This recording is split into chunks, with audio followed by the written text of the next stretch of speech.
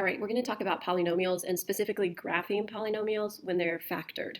So first, let's talk about how the degree and the leading coefficient affect the appearance of a polynomial function. So first off, the degree.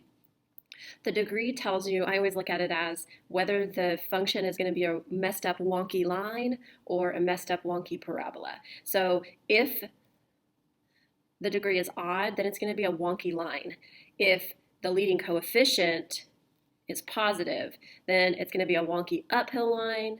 If the leading coefficient is negative, it's going to be a wonky downhill line.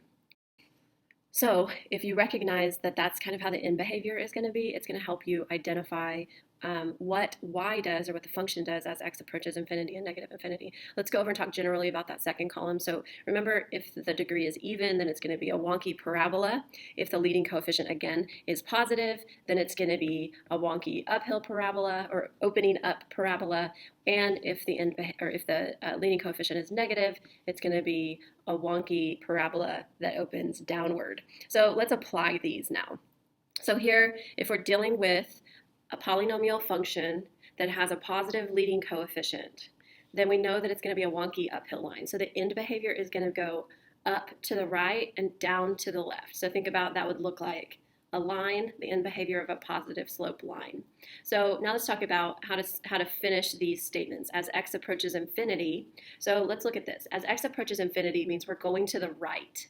So you want to ask yourself, does the function get higher and approach positive infinity, or does it go lower and approach negative infinity? And you can see from that arrow that as it goes right, it's going to go up. So we're going to approach positive infinity. And then if you look at the left side, as you approach negative infinity or go to the left, again, does the function go up to positive infinity or down to negative infinity? And notice, based on that end behavior, it's going to go down to negative infinity. All right, so now we're going to talk about our wonky downhill line.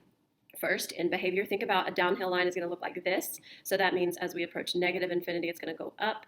As we approach positive infinity, it's going to go down. So what does that mean? As x approaches positive infinity, so that's as we go this direction, notice what's happening is it's going down to negative infinity. And then as x approaches negative infinity, so as we go left, notice what's happening. The function goes up, so it approaches positive infinity. All right, so keep those in mind. I'm going to highlight the end behavior based on the leading coefficient sign and the degrees, whether it's odd or even. So now let's talk about even degree polynomials. So remember, these are going to be wonky parabolas.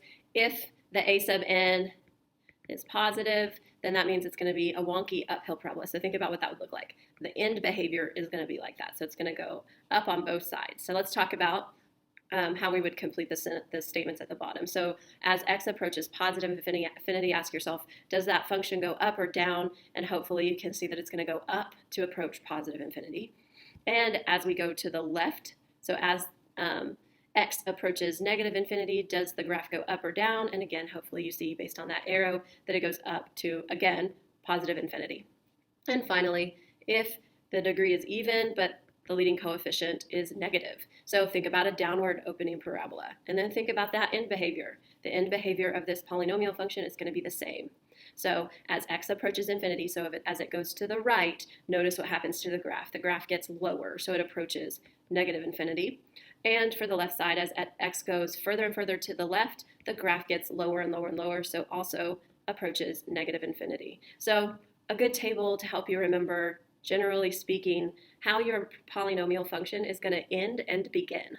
So let's talk again, a review how multiplicity affects how the polynomial function interacts with zeros. So if you have a 0 with a multiplicity of 1, remember, it's going to cut straight through the x-axis. If your 0 has an even multiplicity, so a multiplicity of 2, 4, 6, 8, and so on, then we're going to have a bounce at that 0 or x-intercept. Remember, the bigger the even multiplicity, the flatter the bounce gets, but it's still going to bounce. And then finally, if your 0 is odd but not equal to 1, then we are going to swerve through the x-intercept or the 0 of that function. So let's just get a good system down for graphing polynomial functions. So the first thing I always did was I used a sub n and the degree to decide whether the graph is a wonky uphill or downhill line or a wonky parabola that opens upward or downward. And so this is going to help you determine your end behavior. And I usually note my end behavior first. The second thing is we're going to plot the intercepts, and we're going to designate if those intercepts or roots cut, bounce, or swerve through the x-axis. And then finally, we're going to connect everything with a smooth curve. So let's do some examples. So first example here, we've got f of x is equal to negative 3x to the fifth times the quantity x minus 4 times the quantity x plus 3 squared. So the first thing it's asking us is what is the degree? Remember, we can add together the exponents. Remember, this has an exponent of 1, so we can do 5 plus 1 plus 2 to get that the degree is 8. What does that tell us? It tells us it's going to be a wonky parabola. Now let's look at the leading coefficient. The leading coefficient here is negative 3 because it's attached to the highest degree term. So our leading coefficient is negative. What does that tell us? It's going to be a wonky upside down parabola. So what I can do here is I can say that my end behavior is generally going to look like that. So let's list it. As x approaches positive infinity, so as x goes out to the right, notice what's happening is it's going down, and down means that we're approaching negative infinity. And then as x approaches negative infinity, so as we go to the left, the graph also moves down, so we're also going to have y approaching negative infinity. Okay, next for D, it's asking for the y-intercepts. The key to remember here is remembering that the y-intercept is the value of y when x equals 0. So what can we do? We can take this original polynomial and we can replace the x value with 0 and then see what's left. So we have negative 3 times 0, and then we've got 0 minus 4, and then 0 plus 3, that quantity squared. So now let's continue to simplify here and recognize that it's going to be negative 3 times 0 is 0, and hopefully some of you already know what your answer is at this point. 0 minus 4 is negative 4, and this is 0 plus 3, so 3, and then 3 squared is 9. But 0 times negative 4 times 9 is 0. So our y-intercept is at 0. For E, we're going to talk about multiplicities and then talk about how those multiplicities affect the appearance of the graph. So if we look at all of our factors, we know that the 0 for this factor is going to be 0, the 0 for this factor is going to be 4, and the 0 for this factor is going to be negative 3. Now, I kind of like to list these in order so that I can go left to right when I'm graphing them. So I'm going to say negative 3, 0, and 4. So 0 has a multiplicity of 5, 4 is going to have a multiplicity of 1, and negative 3 is going to have a multiplicity of 2. So let's get those written down. So negative 3, multiplicity of 2. So what does that mean? It means that the graph is going to bounce off that 0. For 0, the multiplicity is 5. So it's odd and it's not equal to 1, so it's going to swerve. The graph is going to swerve through that 0. And for 4, the multiplicity is 1. So this one's just going to cut. All right, so let's go ahead and draw those zeros. So we've got a 0 at negative 3, and you can just estimate these because we're sketching. We've got a 0 at 0, and we've got a 0 at 4. Okay, so remember our end behavior here, and I'm going to go ahead and I'm going to list how the graph is going to interact with each of these intercepts. So it's going to bounce here, it's going to swerve here, and it's going to cut here. Remember, it's going to start down here based on the end behavior. So we're going to bounce. It's going to bounce, go off. This one is going to swerve. So as you go up, you want to flatten out a little.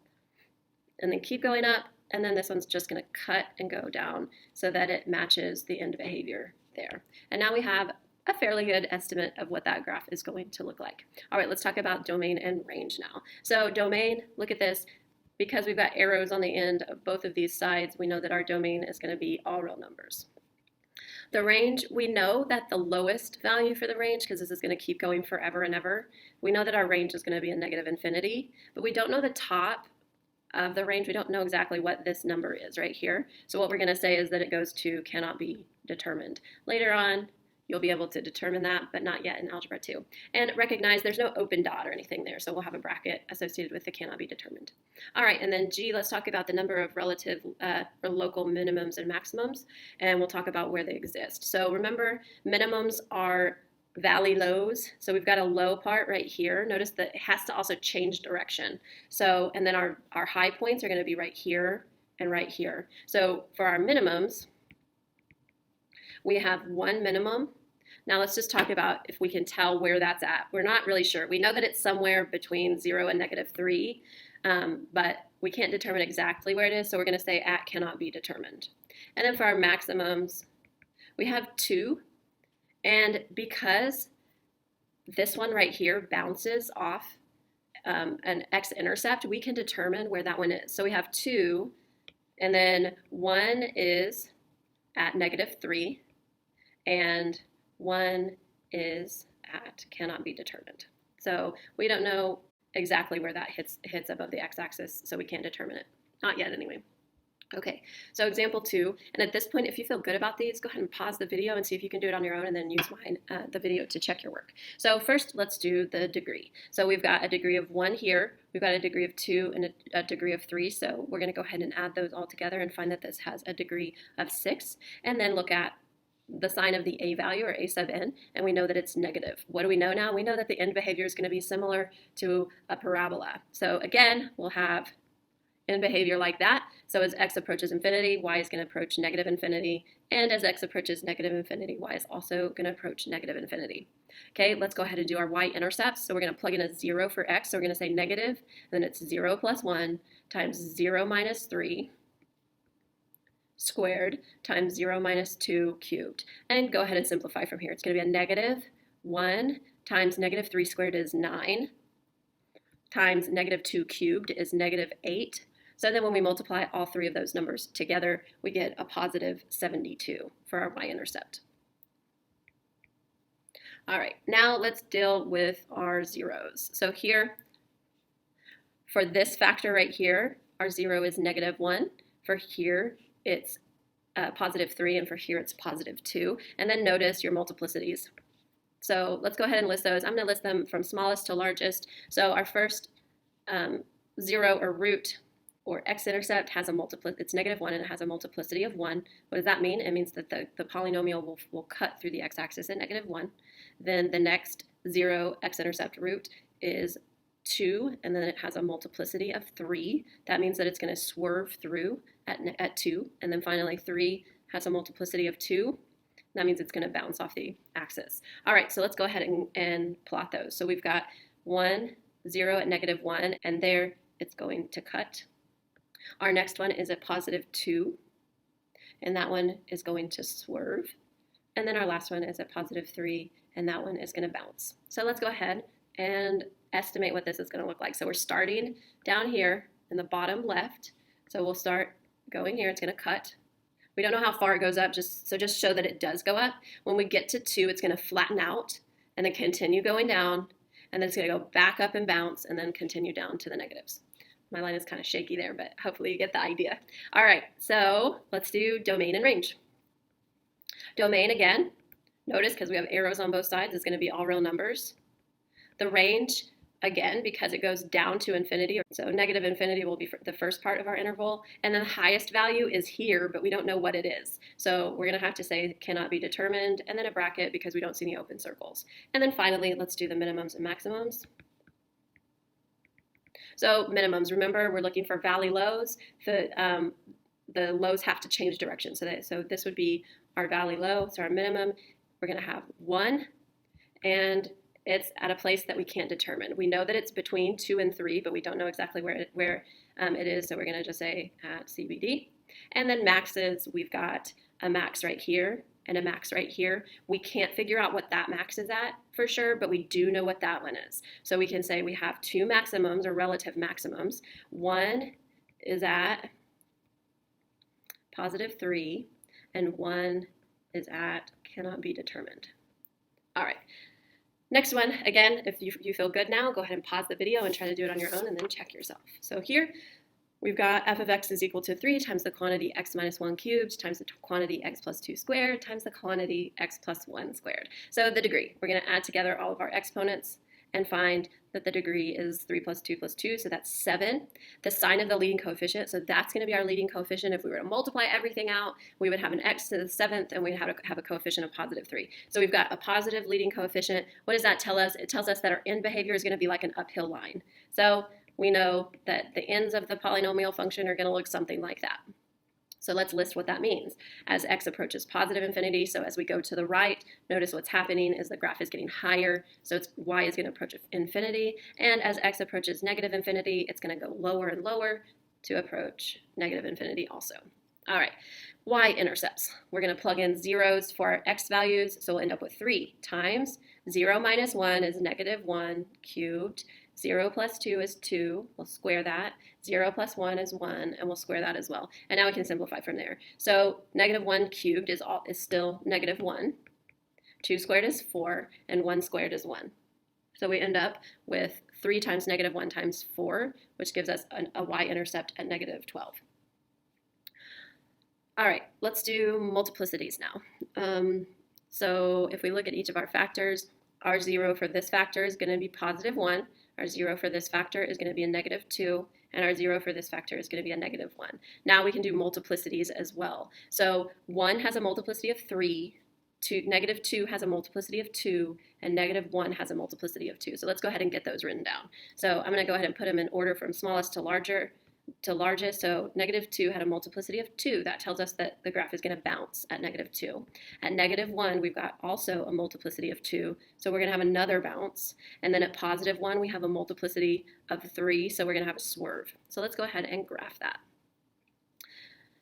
So let's plot our negative 2 about here, negative 1 here. And I'm going to go ahead and label that with a B, and then at 3, I'll label it with an S. We start down here because we know the end behavior. So we're going to bounce, and it'll go down, it'll go back up and bounce again, it's going to go down, and then here we're going to flatten out before continuing on to positive infinity. So let's keep going. If we wanted to do domain here, domain, because the function keeps going forever to the left and to the right is all real numbers. The range, notice this one we can tell. Because it goes down forever and also up forever, we can say that the range is also all real numbers. And obviously that's something we can determine. All right, and then finally, let's do the number of local or relative minimums and maximums. So remember, we're looking for valley lows and mountain highs. So for our minimums, we have 1 here and we have 1 there. Now, again, we don't know exactly where that one hits, and we also don't know exactly where this one hits. We just know that the first one is between negative 2 and negative 1, and we know that the second one is between negative 1 and positive 1. So we can say for the minimums, we have 2 at cannot be determined. And then for our maximums, we're looking for mountain highs. So we've got 1 right here, and we've got 1 right here, and we can tell exactly where those are because they're associated with bounces. So we have 1 at negative 2, and 1 at negative 1. So 2 maxes, and for those we can determine both. All right, so now we're going to work backwards from what we've been doing. So we're going to create a polynomial that complies with the information that's given. Here's what we know. We know that our polynomial is going to have a degree of 4. It's going to have a 0 of 3 with a multiplicity of 2, a 0 of negative 5, and we don't know what the multiplicity is of that one, a 0 of 1. Again, we don't know the multiplicity, and then we've got a y-intercept of negative 15. So let's first start off with the zeros. If we know the zeros, we can back up and find the factors. So if we have a 0 of 3, that means that the factor has to be x minus 3. Because it's a multiplicity of 2, we're going to square it. The second one, our 0 is negative 5, so the factor has to be x plus 5. We don't know the multiplicity. I'm just going to leave it for now, but we'll figure it out in a minute. And then finally, we have a 0 of 1. That means our final factor is x minus 1. Okay, in order for this to have a degree of 4, then that means that all the exponents have to add up to 4. And notice this one, if we keep it as a multiplicity of 1 and that one as a 1, we end up adding together 2 plus 1 plus 1 to get 4. So our exponents are correct. We can leave it as that. The only thing we don't know is we don't know what a sub n is. But what we do know, remember this is our f of x, or remember that's the same thing as our y value. And notice right here, we have a y value. Well, we know, and not only do we have a y value, but we have an x value. So what we can say is if y is negative 15 and x is equal to 0, now what we can do is solve for a sub n. So let's do that. So we've got negative 15 is equal to a sub n times, this is going to be a negative 3 squared, so that's 9. This is going to be just a 5. And this is going to be a negative 1. So if we simplify that, we get 15 is equal to a sub n times 9 times 5 is 45, times negative 1 is negative 45. And now if we wanted to get a sub n by itself, we would divide both sides by 45. So we'd have negative 15 over negative 45 is equal to a sub n, and if we simplify that, we end up getting 1 over 3. So what can we do now is we can replace a sub n right here with a negative 1 over 3. All right, and let's go on to example 5. If you feel good about this, go ahead and pause the video, work this example, and then come back to it. So notice what it tells us. It tells us that the degree is 6. We've got zeros at negative 1 with a multiplicity of 3, at positive 4 with a multiplicity of 1, and then at 2, and we don't know the multiplicity, but we do know that the y-intercept is negative 8. So let's go ahead and write what we do know. So the zeros, one of the zeros is at negative 1, so that means we can say x plus 1 is the factor, and then it tells us that the multiplicity is 3.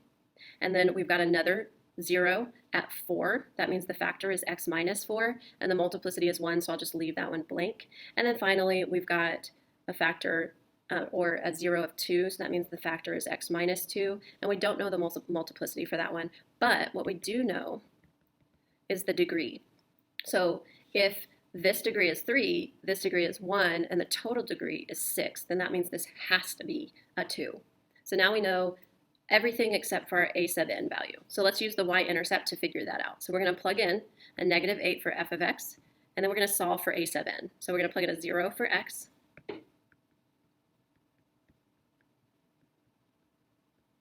and then simplify from there. So we'll have negative 8 is equal to a sub n times, this would be 1 times negative 4 times positive 4. So negative 8 is equal to a sub n times negative 16. If we divided both sides by negative 16, we would end up with a sub n equaling negative 8 over negative 16, or 1 over 2. So now what we can do is plug that number in right here, and we have our complete polynomial function. All right, I'll see you guys next time.